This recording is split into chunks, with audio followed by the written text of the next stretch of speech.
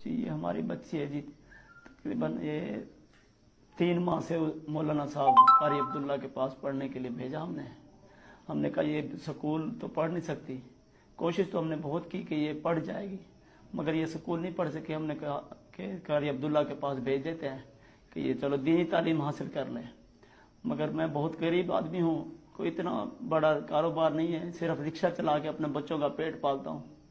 बहरहाल उसके पास भेजा हुए तकरीबन 3 महीने हुए थे, तो ये बच्ची जो है ना रोती थी, जब आती थी तो वापसी जाते हुए रोती थी, मगर कुछ बता नहीं सकती थी।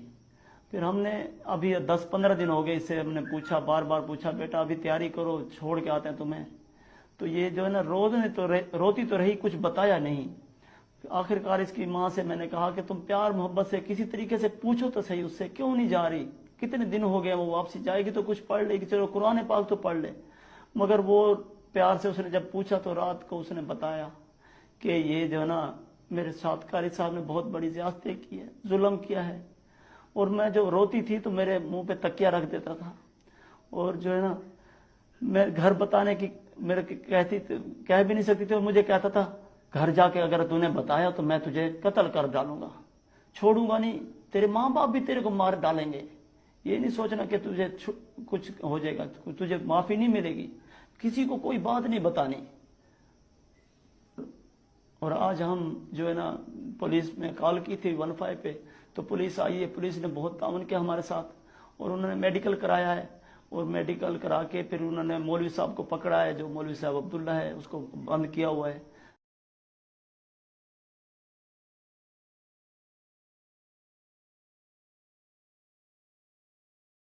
दोस्तों, दिवाली आने वाली है और पर्यावरण की गांड मरने वाली है। आप सबसे निवेदन है कि कृपया इस दिवाली पटाखे ना फोड़ें, क्योंकि पटाखों से पॉल्यूशन होता है। ऐसा ज्ञान चोदता हुआ कोई दिख जाए तो उसके सामने बम फोड़ना। तुम आग बम में लगाओगे पर जल उसकी गांड जाएगी। @प्रियंका चोपड़ा। जय श्री राम, जय श्री राम।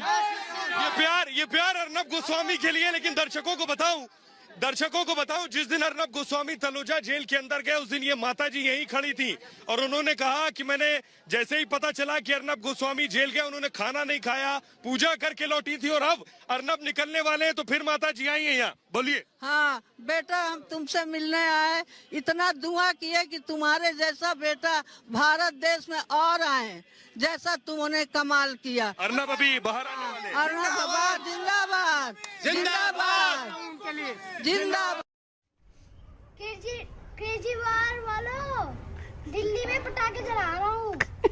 डरता नहीं हूँ तुमसे। जय श्री राम। मोदी जी की जय हो। बिहार का राजा किसे बनाएंगे भाईजान? तेजस्वी यादव। तेजस्वी यादव। मैडम आप बताइए, ये तो कह रहे हैं तेजस्वी यादव, आपको क्या लग रहा है? हाँ, कौन? नाम बोलिए। मोदी जी। मोदी जी? अच्छा, वो कह रहे हैं तेजस्वी यादव, आप मोदी जी। यस। क्या कर रही हैं? घर में ही अलग अलग? हाँ, तो क्या हुआ? तो मोदी जी क्यों, कोई खास वजह हाँ है? क्या वजह है खास? अच्छे, इतना जनता के लिए सब कुछ कर रहे हैं। क्या भैया, मैडम तो आपसे अलग चल रही है। वो मजाक कर रही है। वो मजाक कर रही है? हाँ, कैमरा वाले के सामने डर लग रहा है। हाँ, झूठ नहीं बोलिए। हम ऐसे चलो ठीक है, वो मजाक कर रही है, तेजस्वी यादव भी जीतेगा। झूठ नहीं बोलिए। बताइए मैडम। नहीं, मजाक नहीं कर रहे हैं। ठीक आप है, मोदी जी को ला रही हैं? जी हाँ। भाई यहाँ तो कमाल हुआ पड़ा है। भाई साहब बोल रहे हैं तेजस्वी यादव, और इनकी मैडम बोल रही हैं मोदी जी। यहाँ तो घर में ही हंगामा है। Look at me. You came all the way from UK to receive the power. Receive fire.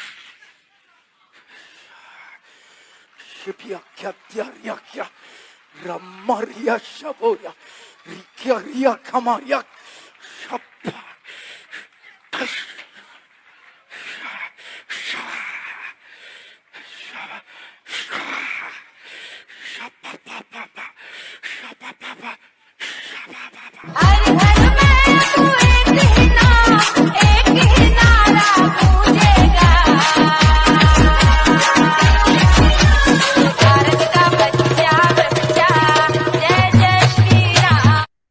लिहाजा कंफ्यूजन दूर करें और इस बात से बाहर आ जाएं कि हिंदू मुस्लिम भाई भाई हैं, न कभी थे, न हैं, न हो सकते।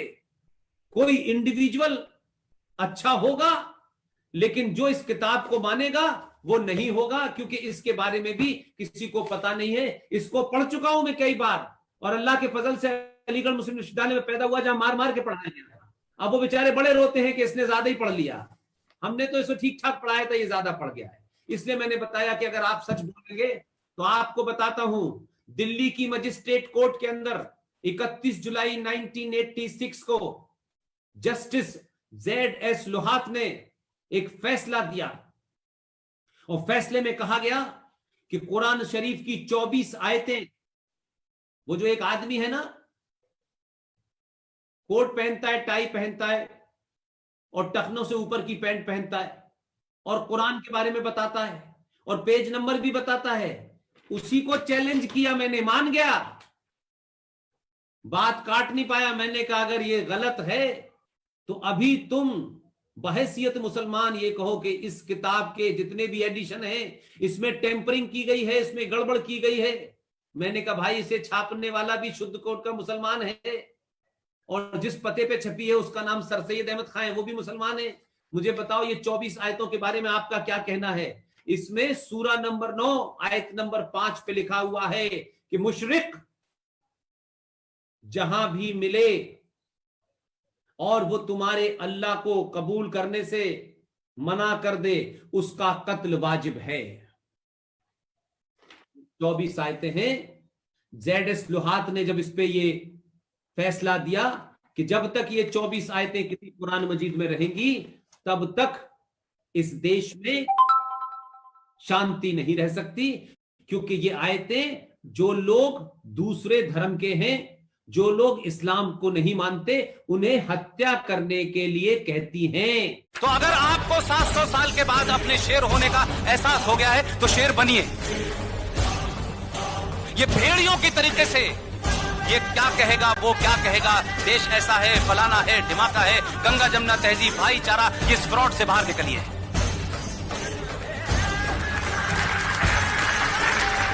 और विदे ये जब मैं कहता हूं तो मेरा ये कतई मतलब नहीं होता कि आप हथियार लें और किसी को मार दें, ये जरूरत ही नहीं है आपको।